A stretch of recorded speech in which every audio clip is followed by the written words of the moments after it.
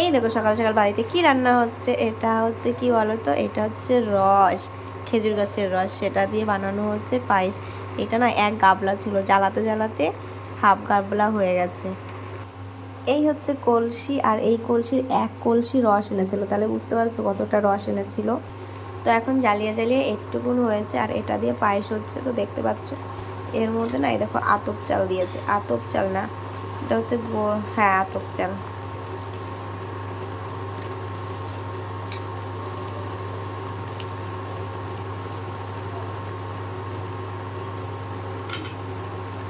তো চলো পায়েসটা রান্না হোক, তারপরে তোমাদের আবার দেখাচ্ছি।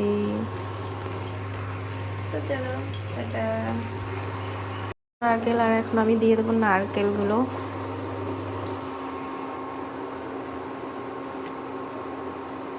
তো এই দেখো এখানে কিন্তু পায়েসটা রেডি হয়ে গেছে। তো তোমরা বাড়িতে ট্রাই করতে পারো, খুব ভালো লাগবে। তো আর সবাই ভালো থেকে সুস্থ থেকো, টাটা।